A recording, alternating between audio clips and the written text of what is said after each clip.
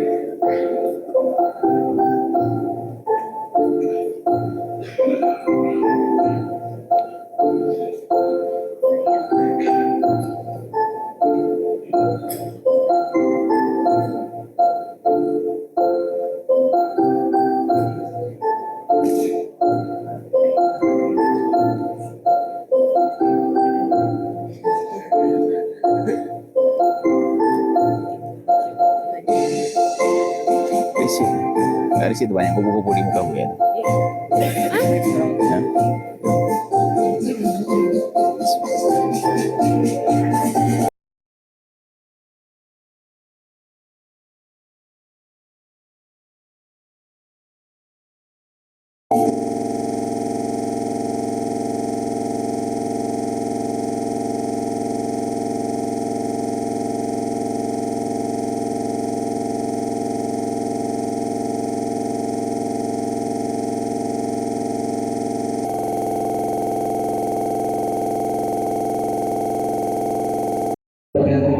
Bukan menjawab sama biaya kan?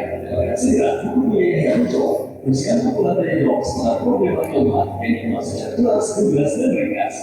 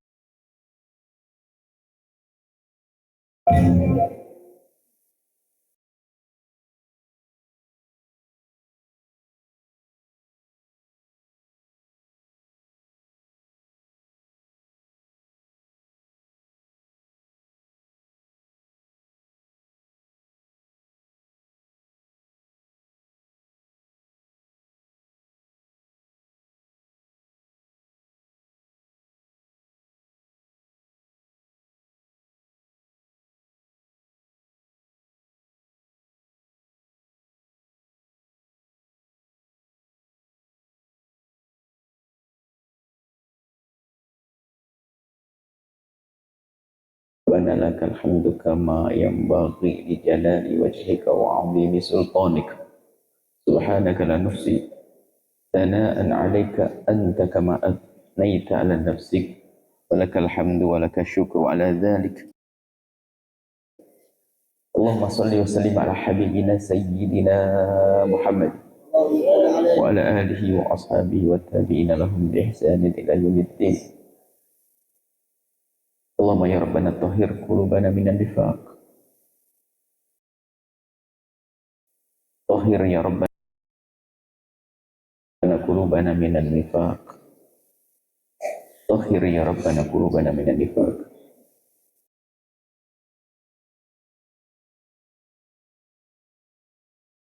A'inna ala ta'atik wa a'inna ala tarki maksiatik. A'inna ala dzikrik wa syukrik wa husni ibadatik. Warzuqna ya Rabbana taubatan qabla al-maut والشهادة عند الموت والجنة بعد الموت. أما بعد. Yang sangat kami cintai, kami muliakan para perindu ridha Allah, para pecinta baginda Nabi Muhammad sallallahu alaihi wasallam. Alhamdulillah, puji syukur kepada Allah atas segala karunia yang Allah berikan kepada kita. Semoga seperti Allah telah memberikan karunia-karunia, senantiasa menjaga dan bahkan menambah karunia tersebut, sehingga kita akan selalu dalam nikmat, dalam karunia di dunia hingga kelak mendapatkan nikmat agung di surga bersama Rasulullah sallallahu alaihi wasallam. Baik, kita lanjutkan renungan kita. Penjabaran hikmah yang kita sudah sampai kepada hikmah yang ke-101.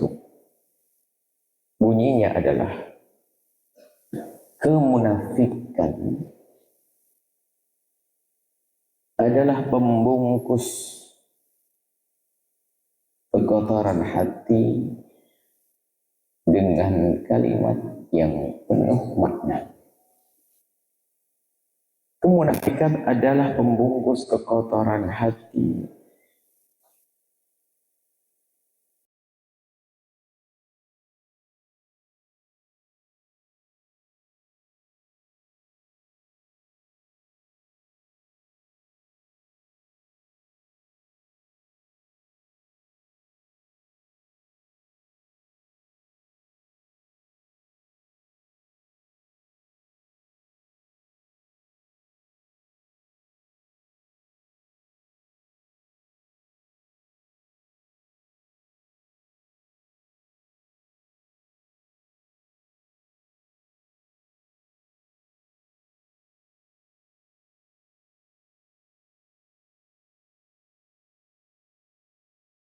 dia menyadari kekotoran di dalam hatinya, maka berusaha langkah-langkah di dalam upaya untuk membersihkannya.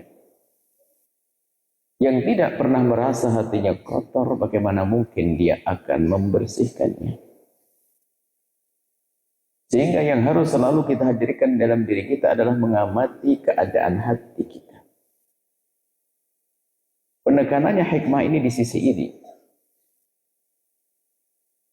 Kemudian ada pembahasan tentang kemunafikan. Kita singgung, kita sebutkan di sini tentang kemunafikan. Kemunafikan seseorang ini akan menjadikan dia senang membungkus kekotoran. Artinya apa? Bukan keinsafan yang dihadirkan lalu dia bisa menjadi lebih baik, tidak. Akan tapi dia lebih senang membungkus kekotoran hati dengan kalimat-kalimat yang indah. Ini bukan bicara tentang kemaksiatan, bukan. Kemaksiatan yang dilakukan ia harus disembunyikan, kita tidak boleh memberikan tahu kepada siapapun. Satrul aib. Akan tapi bukan itu.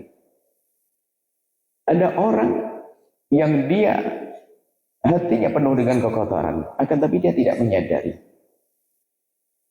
Sehingga yang ia hadirkan adalah kalimat-kalimat yang istimewa. Maka dengan kalimat ini sebenarnya dia telah menjadi munafik. Sebagai contoh seorang ustadz, dan memang penekanannya di sini, dimulai dari yang berbicara atau yang lainnya.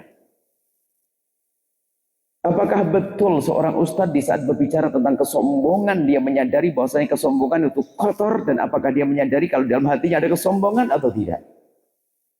Apakah dia mengemas agar dipandang oleh orang bahwasanya dia tidak sombong, dia menghadirkan firman Allah tentang busuknya kesombongan, membawa hadis Nabi tentang jeleknya kesombongan, menghiasi lesannya dengan hadis Al-Quran dan seterusnya.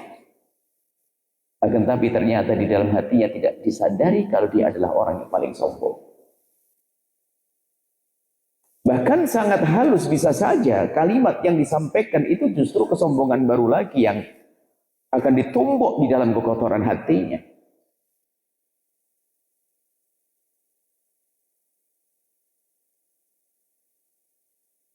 Sehingga Ini termasuk kemunafikan yang ini luar biasa, kemunafikan luar biasa. Dan itu juga yang ditakuti oleh baginda Nabi SAW, pandai berbicara tentang kebaikan, tapi dia tidak merasakan dengan hatinya. Jadi berbicara tentang bagaimana menjadikan orang itu lebih baik, itu hanya untuk orang, dirinya nggak masuk dibahas. Karena dia telah merasa bahwasanya dia tidak perlu untuk disentuh dengan firman Allah, hadis Nabi, petua ulama. Ini terlena, dan inilah orang munafik yang sesungguhnya. Di saat seseorang membicarakan tentang sebuah dosa, itu hendaknya dia menyadari bahwasanya dia adalah orang yang sangat mungkin atau bahkan sudah ada di dalamnya. Di saat seseorang bicarakan tentang ilmu membersihkan hati, bukan hatinya orang. Maka selama ini kita bicara tentang ilmu membersihkan hati, bukan hatinya orang, tapi kita harus berpikir tentang bagaimana kita membersihkan hati kita sendiri. Makanya ilmu bicara tentang kotoran hati itu menunjukkan sini, bukan ke sana. Hati seseorang tidak ada yang tahu kecuali Allah. Dan seorang hamba itu sendiri yang menyadari kalau dia sadar, teman.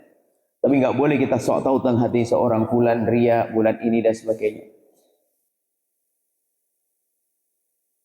Dalam pembahasan ilmu tasawuf, bagaimana seseorang yang menganggap dirinya tawadhu ternyata dia sudah tersungkur dalam kesombongan. Karena nggak begitu. Jadi artinya mari kita benar-benar mencermati hati kita. Sampai kita sampai pada kesadaran bahwasanya ternyata hati kita penuh dengan kekotorannya. Di saat bicara riya, ada riya di hati kita. Di saat bicara sombong, ada.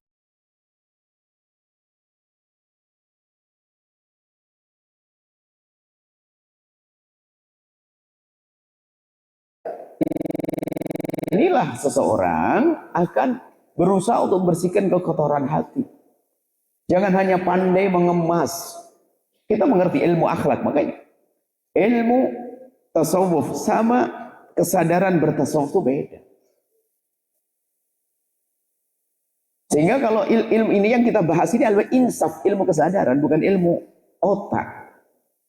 Orang mengerti berbakti kepada orang tua hukumnya wajib. Ditanya oleh seorang guru masuk dalam tes ujian, dia menjawab 100, benar.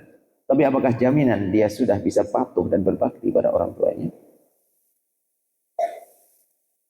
Makanya ini ilmu munafik.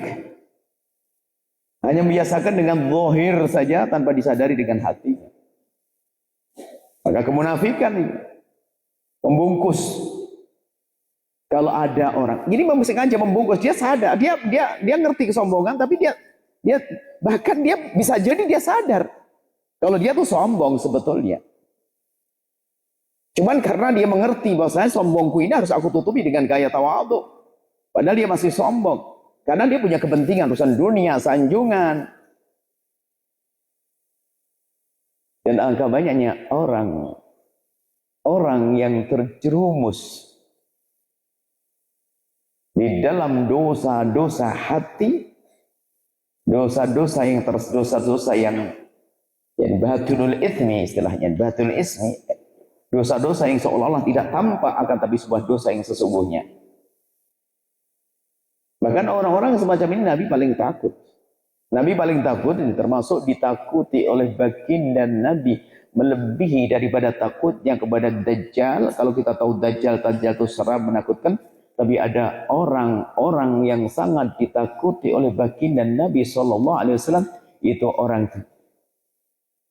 orang alim lisan yang pandai berbicara, tapi ilmunya tidak sampai ke hatinya. Ya la yatajawazu an hanajiri. Ilmu diskusi, ilmu dialog dan sebagainya. Bicara tentang Islam nomor 1, tentang dakwah nomor 1, tentang nomor 1. Tapi lihat, tidak sampai ke hatinya. Maka ini adalah munafik yang sesungguhnya. Maka dari itu mari kita belajar bagaimana kita memulai dari hati kita merenung. Sampai dikatakan oleh Imam Ghazali rahimahullah ta'ala, ilmu membersihkan hati adalah fardu ain di atas fardu ain. Yang dibaca kitab Ihya Ulumuddin tapi tidak pernah berusaha untuk serius, sehingga dia termasuk menjadi ustadz yang paling dengki dengan ustadz yang lainnya. Ustadz paling sombong, merasa paling hebat, bisa dikritik sedikit saja kayak kiamat dunia, seolah-olah dia telah dihancurkan, direndahkan. Seorang Seorang ustaz ternyata sama saudara tidak akur, dan seterusnya. Bahkan barangkali dia termasuk orang yang tidak rindu di tengah malam untuk ngadu kepada Allah. Barangkali dia menyeru bagaimana pentingnya melakukan sholat berjamaah dan sebagainya, keutamaan, tapi dia tidak rindu sholat berjamaah. Terus ilmu apa yang didapat oleh ustaz tersebut? Apa makna daripada pemahaman tentang hadis Nabi? Nah, itulah kita sering senang dengan kalimat indah hanya untuk moles. Dipikir kalau kita di mimbar bicara tentang keutamaan berjamaah, sudah langsung menjadi dapat pahala jamaah. Ini kan ilmu munafik itu. Kita mulai daripada yang tertinggi. Maksudnya yang merasa dirinya adalah punya ilmu dan sebagainya. Baru turun ke bawah nanti. Bisa jadi bicara tentang bangun malam tapi tidak pernah rindu bangun malam. Bisa jadi omong kalau dia meyakini dengan serius, disadari dengan hatinya, dia akan menjadi orang yang pertama kali bangun malam. Makanya banyak munafikan-munafikan yang tersembunyi, halus. Dan kalau dibiarkan akan menjadi munafik sejati nanti. Memang itu adalah hal yang sunnah, iya. Hal yang sunnah. Misalnya bangun malam adalah sunnah. Melakukan sholat berjamaah misalnya menurut ulama berbeda-beda dalam mazhab kita Imam Syafi'i antara fardu kifayah atau sunnah yang dikukuhkan dan seterusnya. Akan tapi lihat, ini teringat Syekh Muhammad Sa'id Ramadan Al-Puti bicarakan tentang yang demikian ini. Suatu ketika beliau berada di sebuah diskusi. Apakah lupa kita, apakah ceritanya masjid yang di bawah, diskusinya di ruang bawah di atas masjid atau sebaliknya. Yang jelas di saat diskusi begitu terdengar suara azan. Diskusi yang diskusi adalah bagaimana mengangkat pokoknya tentang keislaman, tentang pemikiran Islam dan sebagainya. Oh, pokoknya luar biasa tentang Islam, dahsyat, hebat-hebat. Waktu bicara sudah kayak macan mimbar, semua macan pejuang hebat. Terdengar suara azan. Setelah mendengar suara azan, beliau husnudzon barangkali memang mereka akan bubar dari majelis ini setelah azan. Azan berhenti, beliau masih menunggu. Setelah itu sampai qomat tidak ada yang berdiri. Akhirnya beliau dengan menitikkan air mata meninggalkan tempat lalu melakukan salat. Bagaimana kita akan mengajak orang kepada Allah, kita dipanggil Allah pun tidak pernah untuk menyambutnya. Ini kan perlu ketulusan. Nah, kita berlatih saat ini. Berlatih kita membersihkan hati dari hati. Jangan sampai kita itu ternyata sering membungkus kekotoran hati, kejelekan kita dengan action gaya. Baju bagus, ya dong. Perlu seorang muslim bajunya islami. Tapi yang lebih perlu hati kita perhatikan adalah hati kita. Nah, inilah yang harus kita hadirkan. Maka ada kemunafikan, pembungkus kekotoran hati yang dihadirkan dengan kalimat-kalimat dahsyat sehingga orang tertipu. Sehingga mungkin orang bisa membawa sebuah ceramah dengan gaya yang luar biasa, mungkin satu majelis menangis semua. Sehingga disimpulkan oleh yang hadir bahwasanya ustadznya ini orang-orang yang sudah sampai kepada Allah. Sudah hebat hatinya, sudah luar biasa. Padahal naudzubillah. Dan ingat, ilmu ini adalah untuk diri kita, bukan untuk nilai orang lain. Bukan ini ustadz lain, bukan kita. Tidak, untuk diri kita sendiri. Bagaimana di saat kita mendengar petuah-petuah dari para ulama? Bagaimana di saat kita mendengar firman Allah atau hadis Nabi?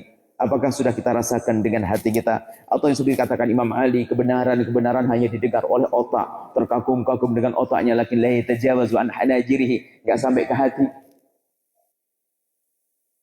Hanya di lisan saja, Masya Allah, dikit-dikit qala Allah Ta'ala, qala Rasulullah. Akan tapi hatinya tidak menyadari, bahaya sekali. Maka Imam Ghazali mengingatkan dari kesadaran hati ini terpenting. Sehingga ilmu sebanyak apapun, jika tidak dengan keinsafan, ilmu insaf. Kalau tidak ada ilmu keinsafan, ilmunya hanya ilmu cerita. Sama belajar ilmu akidah. Apakah jaminan seorang pakar akidah yang dia bisa mendatangkan hujah-hujah, puluhan, ratusan hujah kebenaran, apakah jaminan dia orang yang paling rindu kepada Allah di tengah malam? Apakah jaminan dia orang yang paling sering mengadu kepada Allah? Nah ini, mari kita semuanya berusaha untuk terus mengorek-ngorek apa yang ada di hati kita. Jangan biarkan kita dengan kesombongan. Makanya ini kalau kita sudah mengucapkan kalimat kebaikan, hendaknya kita rasakan dan kita jadikan bahasanya. Imam Haddad rahimahullah ta'ala kemarin kita rohah dengan anak-anak. Imam Haddad waktu menulis kitab Risalah Mu'awanah, di antara di dalam buku itu disebutkan dalam mukaddimahnya. Pertama kali dalam bab awal, selalu di awal fasal dia mengatakan alaika ya akhi. Mengatakan alaika ya akhi, beliau mengatakan bahwasanya aku di saat menasihati orang dengan kalimat alaika ya akhi, di samping aku ingin menjalin kedekatan antara aku dengan dia, akan tapi yang pertama kali aku rasakan adalah aku jadikan aku di barisan pertama orang yang mendengar omonganku. Jadi nasihat diri itu paling penting. Bukan hanya sama. Sehingga sebagian para ulama itu di saat menasihati orang sebetulnya dia itu penyakit. Sehingga di saat ada seorang ustadz mengulang-ulang tentang kedengkian, benci, sebenarnya dia ingin merangi dengki. Bisa jadi begitu. Dan hendaknya memang begitu. Karena godaan-godaan sebenarnya dosa dalam dirinya dia. Lalu dia mengingatkan dirinya sendiri sambil mengingatkan orang lain. Jangan kita terlena mengingatkan orang soal dirinya sudah tidak perlu lagi dengan nasihat tersebut, musibah. Sehingga kita membungkus kekotoran hati kita dengan kalimat yang hebat, berperan sebagai manusia yang hebat dan sebagainya. Makanya kita masuk wilayah kemunafikan, tidak ada kejujuran dengan Allah. Tidak semakin dekat kepada Allah Subhanahu wa taala. Makanya muncul orang beragama aneh, misalnya berbuat, pakai suatu ketika ada satu kelompok orang itu mengatakan kalau melakukan kesalahan jangan di sini, ini kan kampung baik, di luar saja jangan di sini. Apa kalimat apa itu? Jadi dia hanya menghindar dari kemaksiatan karena berada di lingkungan tersebut. Kalau di luar bebas. Ya karena tidak di hati, hanya diolek di pandangan manusia. Dikemas, tampak baik depan manusia, seolah dia orang yang Masya Allah, akan tapi ternyata kotor dia. Nah ini, maka dari itu ayo kita memulai dari diri kita. Berbenah kapan kita mendengar petuah kebenaran, kita jadikan kita orang yang berusaha untuk mengikutinya. Bahkan jika ada ancaman tentang keburukan, kita harus jadikan diri kita orang yang pertama kali mendengar. Ini jangan kita seperti komputer saja yang pandai menyampaikan pengetahuan, tapi dia tidak menyadari kalau dia perlu mengamalkannya. Kita perlu menyadari kalimat kita sampaikan. Dan kita belajar semuanya. Dan saat ini pun detik ini juga bukan berarti kami yang ngomong sudah oke, sukses, termasuk ini nasihat untuk saya hari ini. Jangan dianggap wah ini sudah enggak, ini nasihat termasuk tadi saya nasihati diri saya. Nah, ini kayak nasihat ini semua nasihat saya agar kita tidak menjadi munafik. Dan nanti berkembang kemunafikan itu akan kemana-mana menjadi orang bohong syariat. Kita tidak bicara tentang orang berdusta, enggak ketemu Nabi, aku ketemu Nabi. Ini jauh, itu sudah berangkat dari itu tadi. Berangkat dari dia ingin pandang orang hebat, padahal dia kotor. Punya kelebihan, keramat, macam-macam. Kekotoran hati yang disebutkan para ulama yang diambil dari riwayat dari Nabi SAW, jadi di sini permasalahannya. Dia tidak pernah menyadari kekotoran dirinya, dia hanya bicara tentang kemuliaan, tapi dia terlena dirinya adalah ternyata nggak mendapatkan kemuliaan tersebut. Baik, ingat, kemunafikan pembungkus kekotoran hati. Nah, kemunafikan adalah pembungkus kekotoran hati dengan kalimat yang penuh makna. Ini biasa dengan kalimat omongan. Memang kemunafikan lebih banyak dimulai dari omongan. Sehingga dalam hadis Nabi adalah kalau ngomong berdusta, kan begitu. Wa idza tumina khan, kalau dipercaya dimulai dari kalau berbicara dia berdusta. Berbohong. Nah, termasuk ya di saat kita berbicara, kalau tidak seperti yang dinasihatkan Imam Haddad, mungkin kita berdusta. Imam Haddad mengatakan, kalau saya mengatakan wa'alaika ya akhi, berarti saya belum sempurna, saya belum benar, saya harus bagian orang yang mendengarnya. Jadi tidak sok menjadi saya lebih hebat dari kalian. Oh, tidak ada semacam itu. Semoga Allah menjaga hati kita, membersihkan hati kita dari kekotoran-kotoran, memberikan keinsyafan, dan semoga kebenaran yang kita dengar bukan sekedar dengar oleh telinga lalu dipahami oleh otak kita. Semoga disadari oleh hati kita itu sebagai kebenaran untuk kita ikuti, dan semoga Allah jaga kita dari kemunafikan, dan semoga Allah menguatkan iman kita, menjaga amal zahir kita, batin kita, memberi kebaikan pada kita di dunia dan di akhirat untuk diri dan keluarga kita semuanya berkat Sayyidina Muhammad. Al-Fatihah.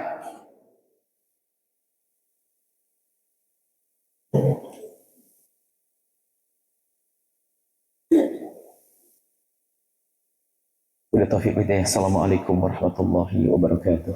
Waalaikumsalam warahmatullahi wabarakatuh. Syukur jazilan kami haturkan kepada guru kita tercinta Buya Yahya. Semoga apa yang beliau sampaikan dapat menjadi ilmu yang bermanfaat dan dapat kita amalkan dalam kehidupan sehari-hari. Amin. Amin. Dan hadirin pemirsa Al-Bahjah TV dan pendengar setia Radio Kuneko dimanapun Anda berada. Demikianlah majlis kita pada malam yang berkah ini.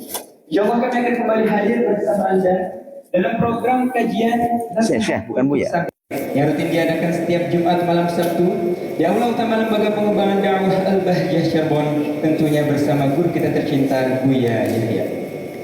Saya Muhammad Rahmatan beserta kru mengucapkan syukur jazilan atas perhatian Anda. Mohon maaf dan mohon doa selalu. Kita tutup majlis kita dengan doa kafaratul majlis. Subhanallahumma wa bihamdika asyhadu an la ilaha illa anta astaghfiruka wa atubu ilaik. Wassalamualaikum warahmatullahi wabarakatuh.